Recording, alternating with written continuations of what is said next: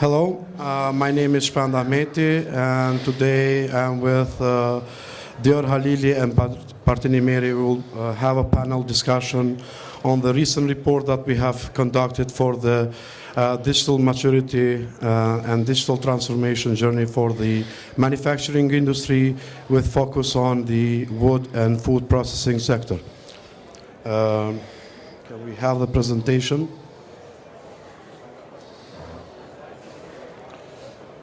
Yeah, okay. Okay. Cheers. Sorry to stop you now. I have to. Okay.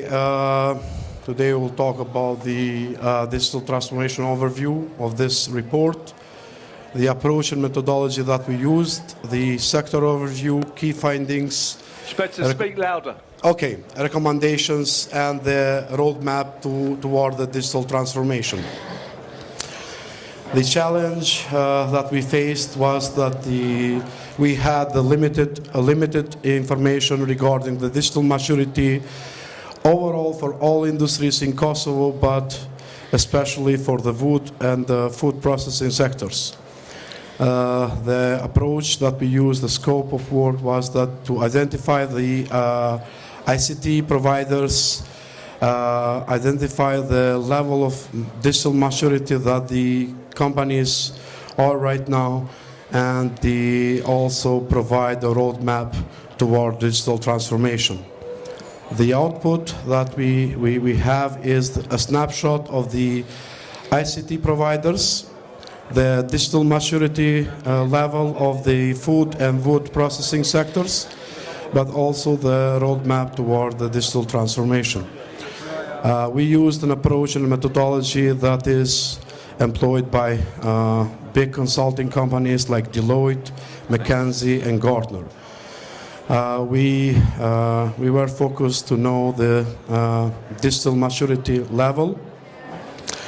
On the left side, we have the 5 phases of the digital maturity, from 1 to 5, which is from non-existence to the leader in the digital transformation. On the right, we have the digital readiness. Where do they stand in the facing the gaps that they have between the current state and the desired state in digital transformation, from very low to very high digital readiness. What we were focused on was to assess the management and processes, people and culture, and infrastructure and technology. So it's 3 together or 1 by 1? A sector overview. But they know what they're doing. These 3 sectors are the pillar of the Kosovo's economy, not just for the employment, but also for the export growth that they have experienced during the last 3 years, with wood being one of the leading sectors, that around 43% of their total revenue is in exports. She's going to come on. Also for the ICT sectors, with the latest data that we have from 2022, is that around 200 million we had exports in services. Just to put into perspective, during the 2020, we reached the 78 million. So we doubled that within 2 years. While for the food and food processing sector, it's a bit slower, because the food processing sector focuses also in the local market, not just in exports, but we have some export players, mainly in beverages and packaging. Now we have the key findings. As you can see, the overall maturity level of these 2 sectors is at 2.16 out of 5, which means that they are still at the second phase, which is the defining phase. So there is a lot of work to be done, but the good news is that their digital readiness level is at 67% out of 100, which is high. If we see you can see that the wood processing sectors is more advanced more ahead in their digital transformation journey, mainly because their investment in the infrastructure and technology in manufacturing, while the food processing sector is a bit slower into that end. If we go into more details, we see the dimensions. We can see that the people dimension is more ahead in terms of digital maturity, but because the digital literacy among our population is quite high, the digital readiness to embrace the digital transformation is quite high. There need to be some investment in infrastructure, but also what is the main challenge is the processes and the management buy-in to drive the digital transformation. As per the ICT service providers, we have observed more than 115 companies from the ICT sector. 16 of them were companies that have their own products, so their team was mainly focused in developing these products that are for the foreign markets and not to build something that is for the local market. So we removed these companies from our report. Then we have the 65 companies that are in custom software development that have more than 10 employees, and mostly they have the foreign clients, but luckily enough now they have started to develop the digital tools to complement the ERP solution that are already in place. We have seen the ERP solutions that are currently in place, like Microsoft Dynamic Navision, which is a global one. We have Pantheon from Data Lab. We have, that is a regional one. We have Qubit from a local player, and we have also other digital tools like Ink from Incodex and Mika from Bibros, or Identify from Elba Technologies and Paychef from Bibros and Melita. Okay. As I mentioned, there are 6 ERP solutions currently that we have observed that have a client base that can be trusted. For the recommendation, just to make a note, we didn't ask ChatGPT to write the recommendations, because one of the keywords that always ChatGPT is fostering. So we want to, one of the recommendations is to foster the cross-sectorial collaboration between the 3 sectors, the ICT, wood and food processing sector. The second one is to streamline the processes and enhance leadership engagement. Implement proven ERPs because of the local market and all the metrics. We don't have the enough market to build an ERP to compete with Navision or Pantheon or other ERPs that are in the market. Stay competitive and embrace the growth in terms of investment. Invest also in the buying and implementation of digital tools that complement the ERPs, and also optimize the data management and security, because one of the main challenges and what we have observed is that these companies in the food and wood processing sectors are not aware of the security issues that these processes have. and also focus on the upskill of their workforce for the embracing the digital transformation. The road ahead, the road to digital transformation, we have grouped all these recommendations in four groups. The first being the cross collaboration between sectors. This is the first thing that we are doing right now, because we have the digital fair organized in cooperation with KosICT. The meetups between the service providers, but also the companies from wood and food processing sectors. The second one being the business process transformation, because we have seen as a challenge that businesses, first they need to set up their processes right and build up the business requirements before they build any tool. The third one is the implementation of ERPs for those companies that don't have an ERP. And the last one is the build and integrate the digital tools. Now we will move with the panel discussion. As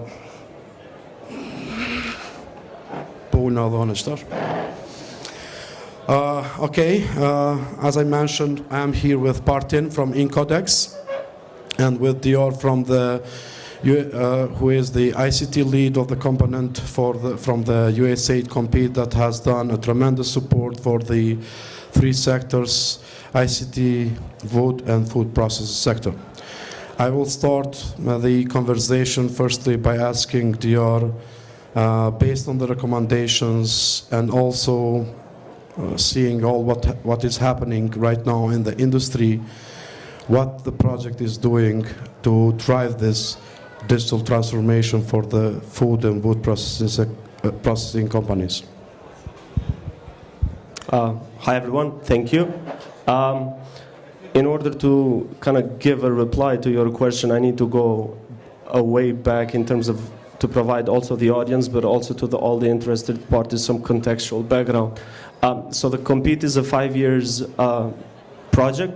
It's implemented by DT Global. What started initially with the main objective of kind of facilitating export-oriented companies pertaining to the three industries that Shpend already mentioned. We shifted the approach by also using ICT companies, especially those that come from the private sector, to use them as a tool and to kind of categorize them as digital transformation enablers, so that they are a helping hand to digitalize food and wood processing companies.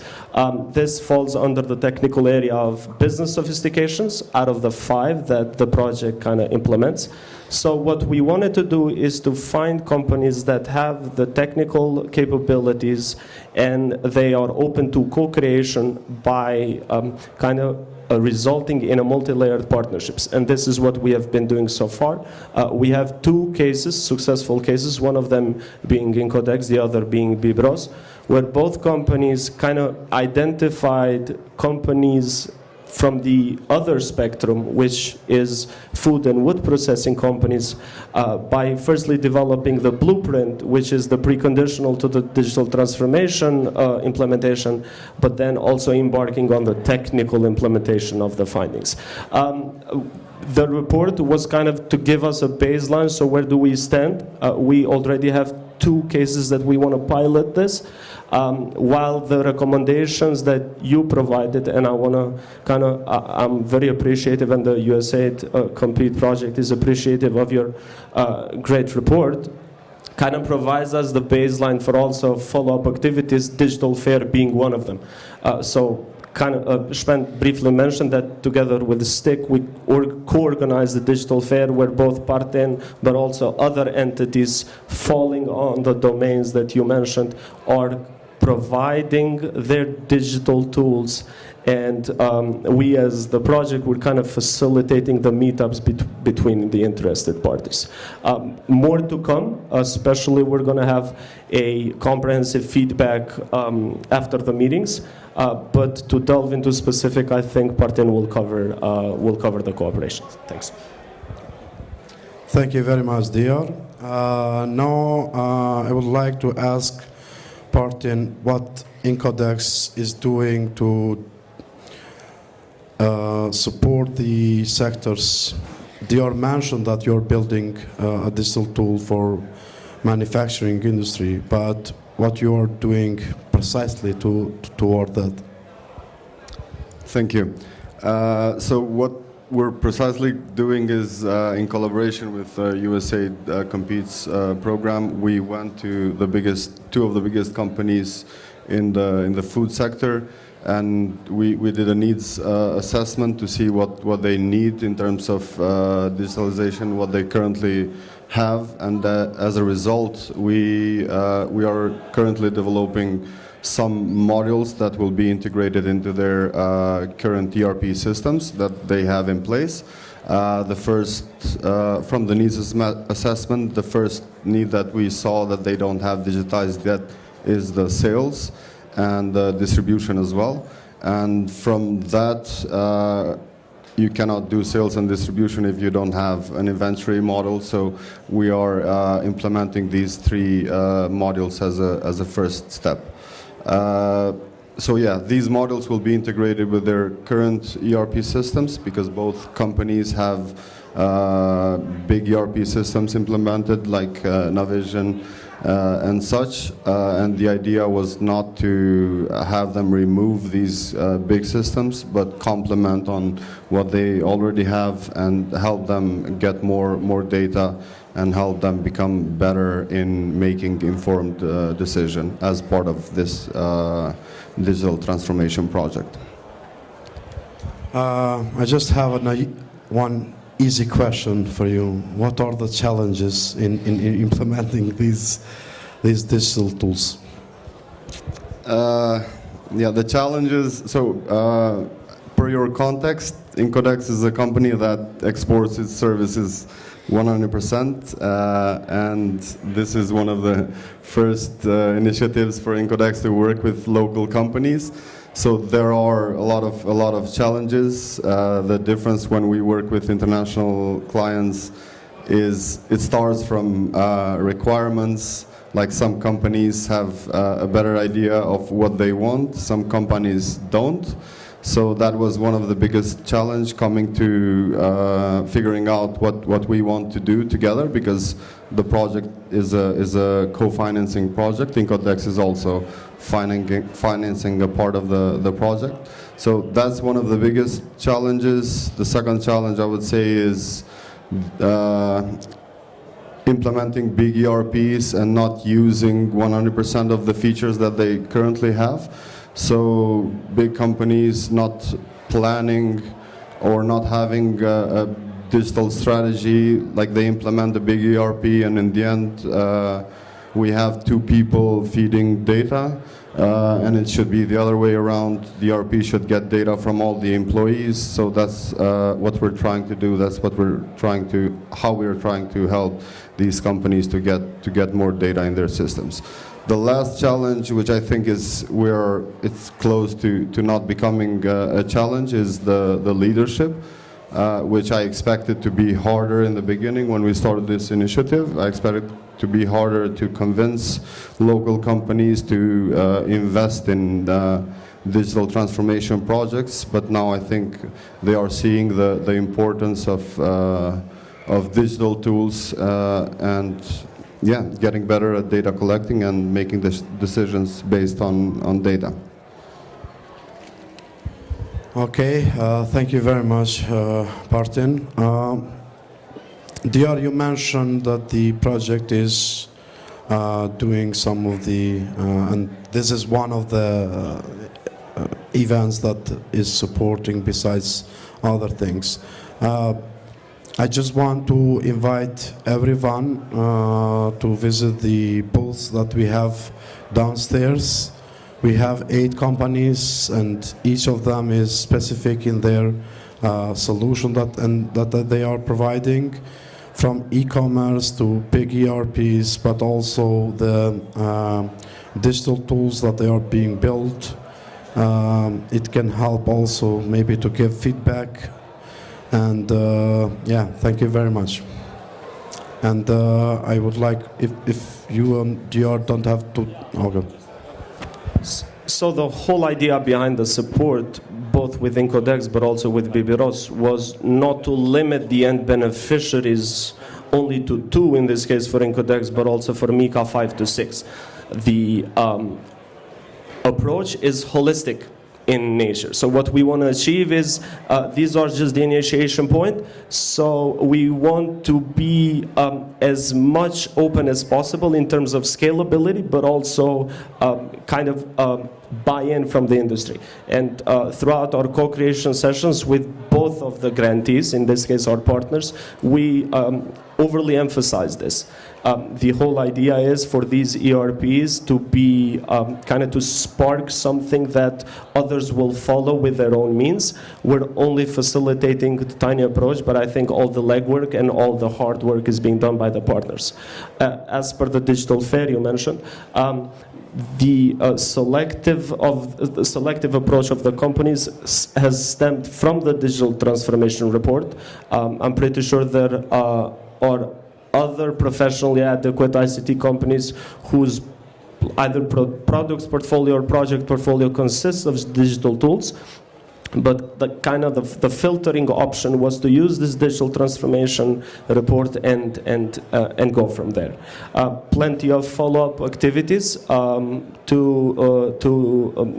to follow on a later date. But so far this is it. Okay, thank you, Dior. And Partin, you mentioned the challenges, but usually based on your experience, what are the what's the timeline? What is a typical project? How much does it take time, resources, and just to give some recommendations from your side to anyone out there that is also trying to build other digital tools, but also for the companies, just so they are aware in terms of project implementation. That's the hardest question that we get from every client. You cannot get a timeline without knowing the requirements. But really, so back to the whole process, when we talk about digital transformation, we should be aware that digital transformation doesn't mean just building an app and saying that we've been digitally transformed. It's that's our discussion with the clients, with the companies, to consider it as a journey, not as a destination. It's not that if I give you a timeline for 1 year, everything will be implemented and you'll be digitally transformed. You never know. You build an app or you implement an ERP, and then after that you see that there are more tools needed. You're not getting all the data. But it's also important on the process that we did, the way we did it, we attacked the low-hanging fruits first. So we addressed the pains. And then we're attacking those pains because companies need to get value from the project as well. So we want first to see some results from their side as well, to continue developing, and also to have them continue investing in other tools and other tools that help them better. So yeah. And thank you very much. I just have 2 more questions for you. The first one being about the security, the data security. And the other one is we have done the assessment on the digital readiness, and we have tackled about the readiness for these companies to invest in these tools. But from your perspective, where do you see from 1 to 10, 1 being I'm not interested, to 10, take my money? Second hardest question. Second hardest question. So I don't know, it's one of the reasons that big companies, based on the discussions, one of the reasons they invest in big ERPs, because they are expensive, is because they get a co-financing somewhere, but they're not that ready to pay like the full price of a technical solution. Based on what I saw, they are getting there slowly because they see how the whole technology landscape is moving, but they're not ready. That's one of the challenges as well. The reason why they pay for a solution and then they use only some percentage, 5%, 10% of it, is because they still don't see it as a strategic investment. They still don't have like a complete data strategy or digital transformation strategy. And with that, they don't budget properly, so they end up having this huge, I don't know, I'm not a cars guy, but they have a BMW, but they use it as a Golf 2 or Golf 1. So that's and then they don't plan that they will need some technical people in-house, and we know the market. It's also hard to keep software engineers when you're not a software company. So yeah, it's not easy on their side as well. They need a lot of help. It's a gray area. So it's not easy for software companies to keep an engineer, let alone for companies that are not focused in software. And yeah, the security question. I took the hard question first. The security question. So usually, for now, both of the companies that we're working with, they do have the ERP systems in place. So they have some security policies, which I appreciate, and I applaud those two companies. I mean, they managed to go to international markets from Kosovo. They are providing international clients with their products. But as a company, by the end of the development phase of the product, we usually have a security phase. We don't have the in-house because we are focused only on software engineering, but we usually contract a third party to do a security assessment, and then our team goes in and handles all the recommendations. So that's it. Yeah. Thank you very much, Martin. No, I don't have any more questions for you. Yes, I just want to get back, since we have, I think, 1 minute or okay, five minutes. Just wanted to talk more about the key findings, especially for the digital readiness. I will go to this part, and you can see that